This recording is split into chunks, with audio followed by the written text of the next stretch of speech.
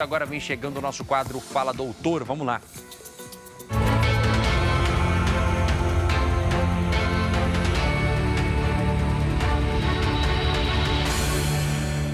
E hoje eu recebo aqui no nosso quadro Fala Doutor, a advogada e presidente da Comissão da Defesa dos Direitos da Criança e do Adolescente da OAB de Mato Grosso do Sul, a Maria Isabela Saldanha. Bom dia, Maria Isabela. Bem-vinda ao nosso programa. Obrigado pela sua presença, tá bom? Obrigada. Vamos falar um pouquinho, então, dos direitos, né? Das nossas crianças, dos nossos adolescentes. Enfim, a gente sabe que a OAB tem um papel fundamental, né? E a gente, nós abrimos esse espaço para trazer a informação para o nosso telespectador.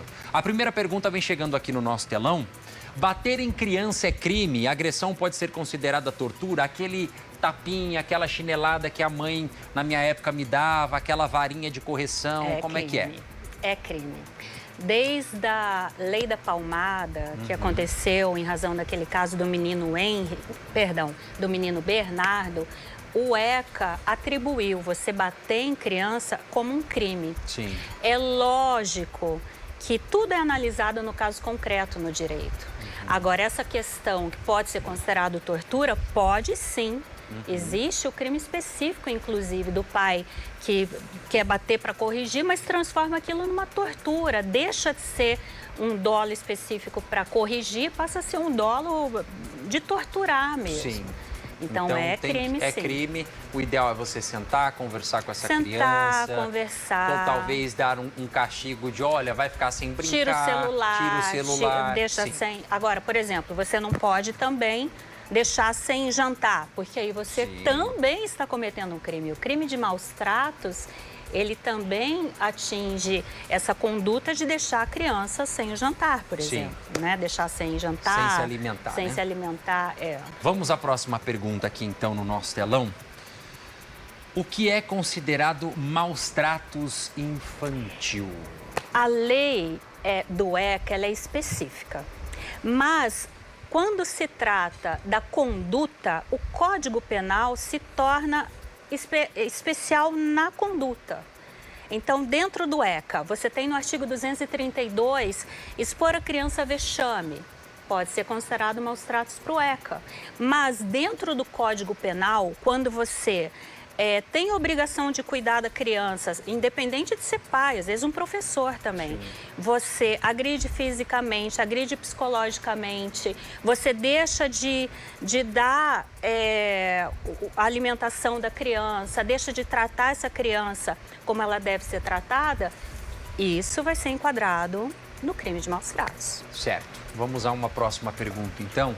Qual é a pena para quem bate no filho? Vamos supor, então, que, como você disse, cada caso é um caso, tudo é analisado, né? Mas se existe lá um pai, uma mãe, um responsável que bate com frequência, que deixa marcas naquela criança, que abusa, vai responder. Né? Vai responder, e qual é a pena que pode chegar para esse pai, para essa mãe ou para esse responsável? Se o juiz entender que vai responder pelo ECA, e aí a gente tem o que a gente chama de esquizofrenia do legislador, que aplica as leis de forma muito incompatível com os casos concretos, né? E sem respeitar essa especialidade. Se o juiz entender que ele vai responder pelo ECA, vai pegar uma pena até 2 anos. Se entender que vai responder pelo Código Penal, vai pegar uma pena de 2 meses a 1 ano, mas se agravada, pode pegar até 12 anos, quando causa, por exemplo, a morte dessa criança. Sim, ou algum tipo de sequela, uma sequela, uma físico, lesão. Uma lesão ou até mesmo emocional, né? Sim, hoje é violência psicológica também.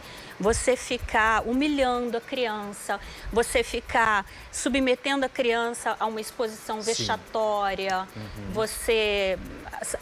Expor a criança ao ridículo, por exemplo. Expor a criança ao ridículo, isso também é considerado maus tratos. Certo. Vamos à próxima pergunta no nosso telão.